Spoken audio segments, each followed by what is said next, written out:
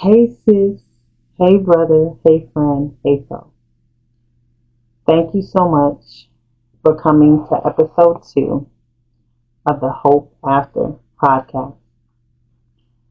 Thank you for watching episode 1. No matter how long you watch, I did take all of your feedback into consideration, and this episode will be much shorter and very much to the point.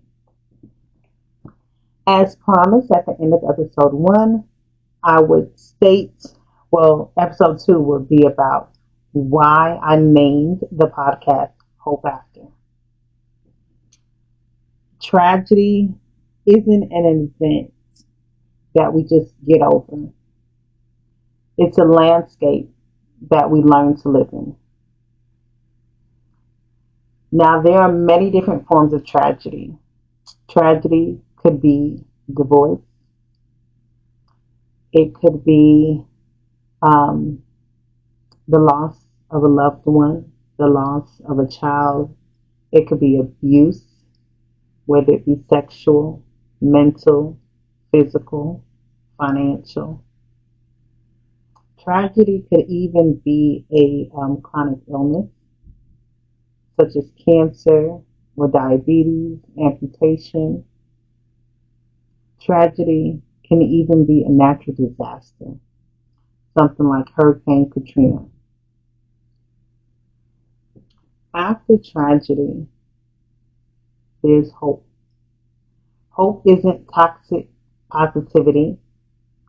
It's the gritty, difficult refusal to stay in the dark forever.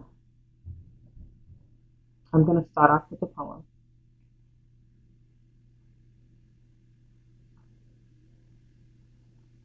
This poem is titled The Morning After the Storm. Tragedy is a thief that doesn't just take. It leaves a silence so heavy it breathes. It is the empty chair at the breakfast table, the phone call that never comes, the body that feels like a house on fire, or the storm that took the roof and left the rain. We speak of divorce as a tearing, a loss as a hollow. We speak of abuse as a thief of the very self. We carry the weight of selves that turn against us, the skies that turn black without warning. But look closely at the ruins. Between the jagged edges of what was, something stubborn begins to stir. It is not the old life that is gone. It is a new architecture, built with trembling hands. Hope is not a leap, it's a crawl.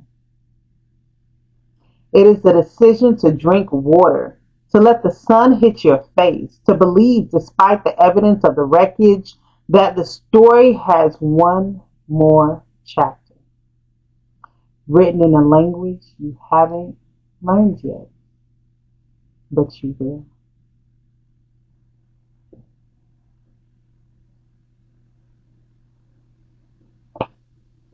Tragedy is something that shatters our world as we know it. So whether it is divorce and you dreamed of raising your children in a two-parent household and you're used to having two incomes in the home, you're used to having somebody else in your bed, but now that's not what you have. What do you do with that? Whether it's a child that you were able to rock in your arms or a child that you carried in your womb for 9 months, 7 months, 6 months, who now has no breath in their body. Whether it's a loved one that you've lived your whole life knowing and talking to them in the morning and calling them when you had exciting news to share, but now that loved one has passed on.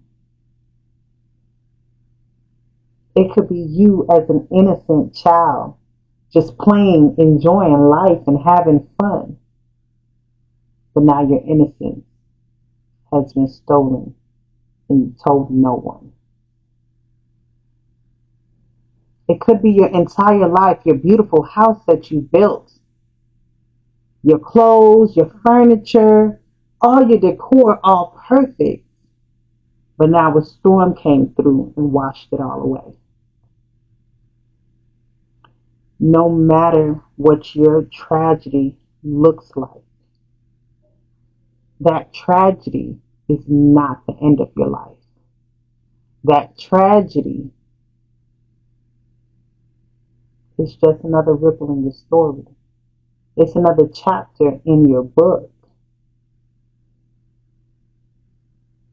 Now you just have to find a new normal. I know you pictured your life continuing on the way that it was. You pictured your life without this tear on page 29.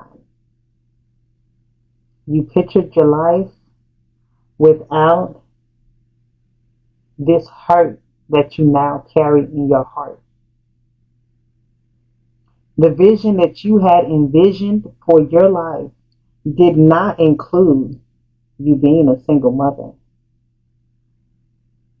The vision that you envisioned for your life included you being able to pick up the phone and call your mom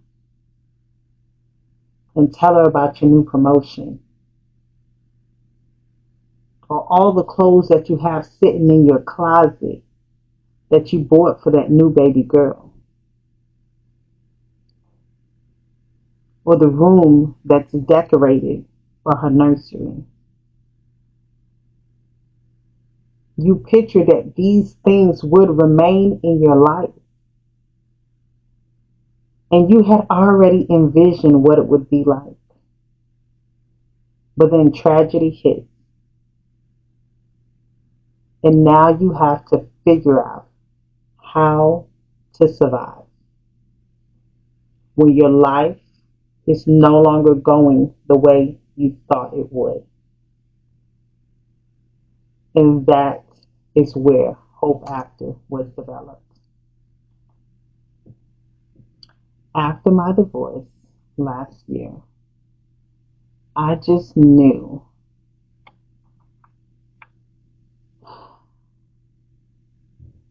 that I was going to crumble. Let me say after my separation, actually. I didn't know how I was going to make it.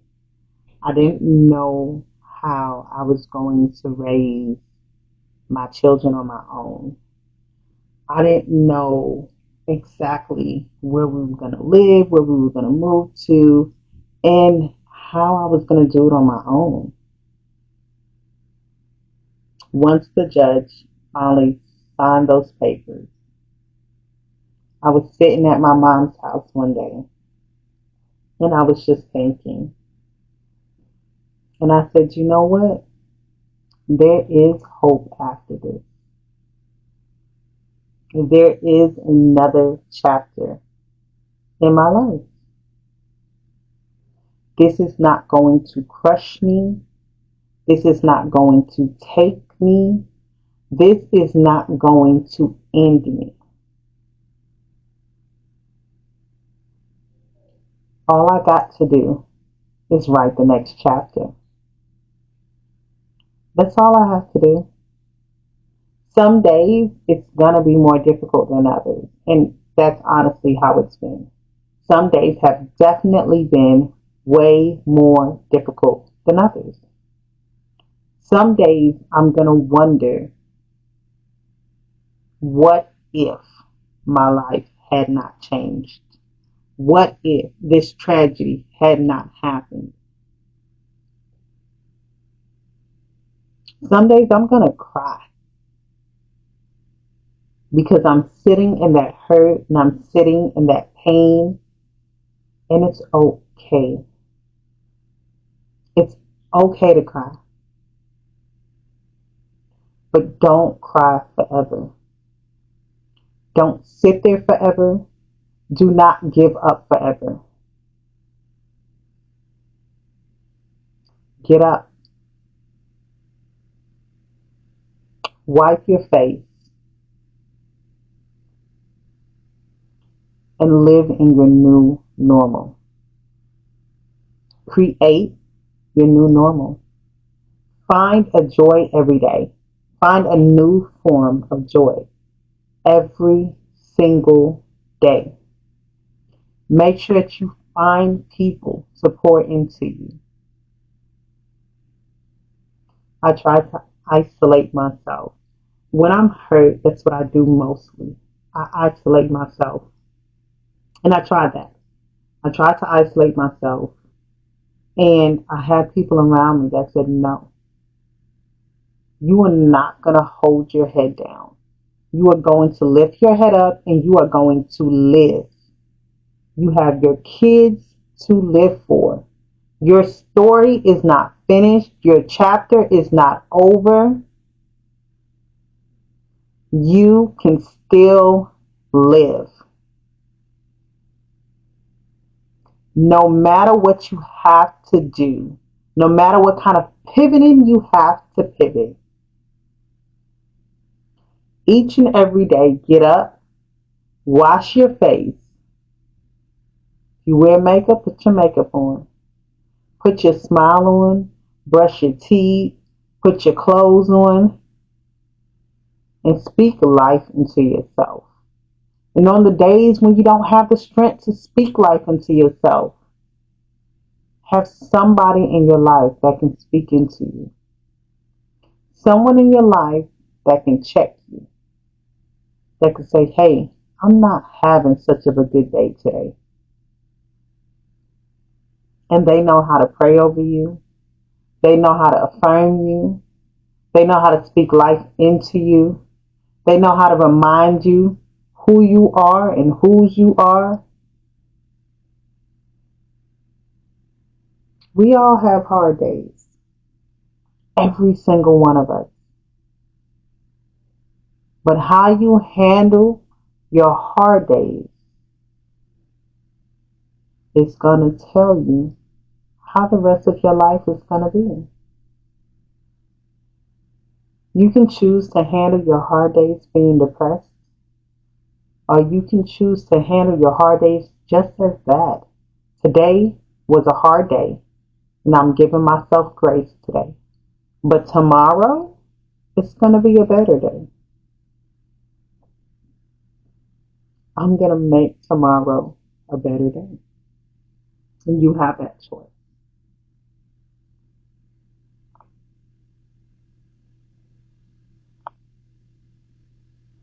One thing that I enjoy doing, I'm not really a journaler.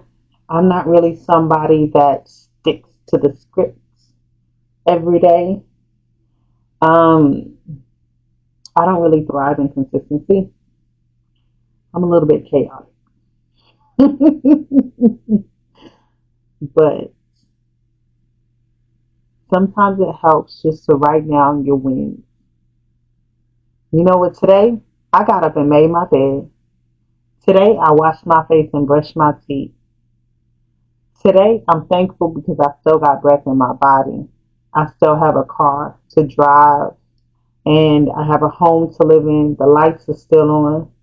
Today I thought of that time when me and mom went to this specific place or we did this specific thing and we had a great time. Today I saw a cloud that reminded me of her smile. Whatever it may be, every day, start your day finding something to be grateful for. And you'll see how much that'll change your attitude for the whole day. And take every single day, one day at a time. Don't worry about next week. Worry about today. These are the things that I had to tell myself and others had to tell me in order for me to survive my hardest season of my life. And it worked because I'm still here today. with my lovely children, and I still have hope.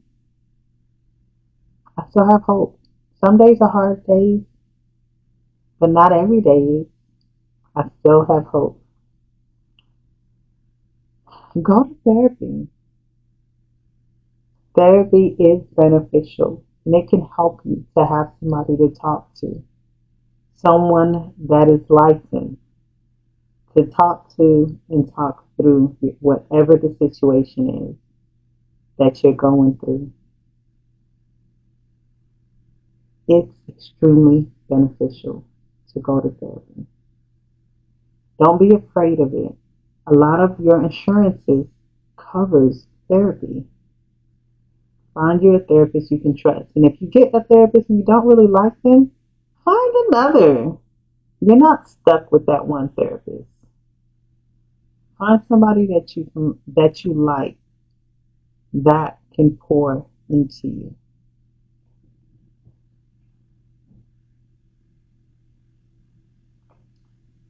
All right. I am going to read one more poem before I close out for the evening.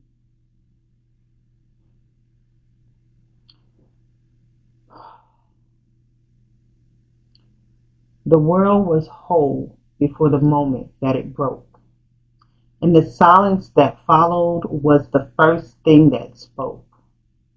A chair sits empty, a ring is cast down, the weight of sorrow is a lead heavy crown.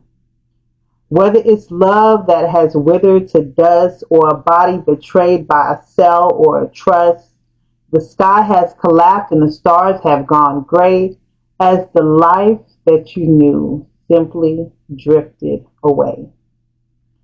It comes in the wind of a storm's sudden roar, or the quiet, cold locking of a final back door.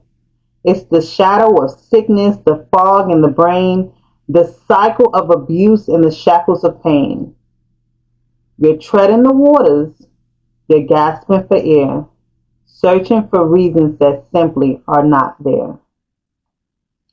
The why. Is a mountain too jagged to climb while you're stuck in the hollow just making the time? But listen, the heart is a stubborn old thing. Though the winter is bitter, it dreams of the spring. Hope isn't a banner or a loud cheering crowd.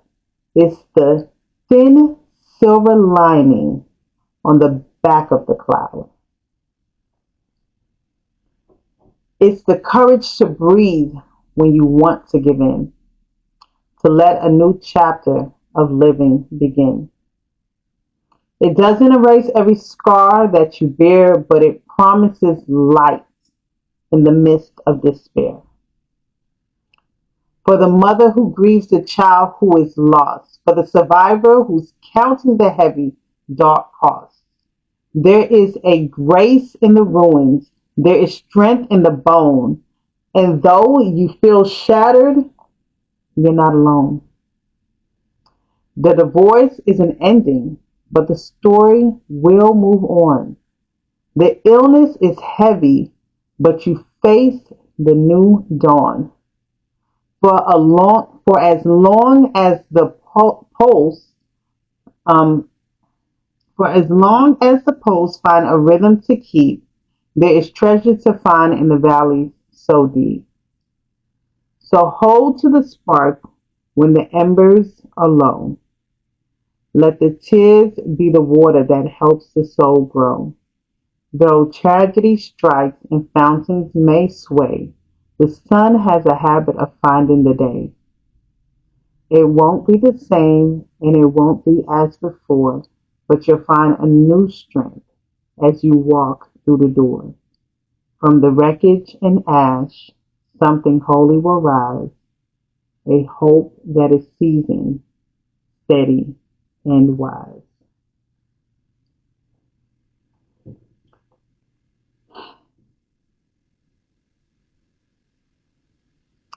There is hope after anything that you go through.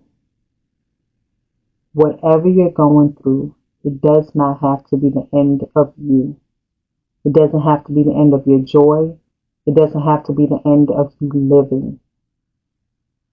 Continue to live. Continue to breathe. Continue to laugh. Because your story is not over. As long as you wake up and you have breath in your body, you have more life to live. So you might as well make the most of it and live it to the best of your ability.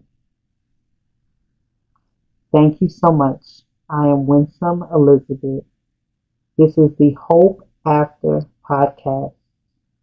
And if anything I stated today helped you in any way, please like, comment, and share, and send it to a friend so that it can help them as well. Have a blessed week and see us next week, Thursday at 7 p.m.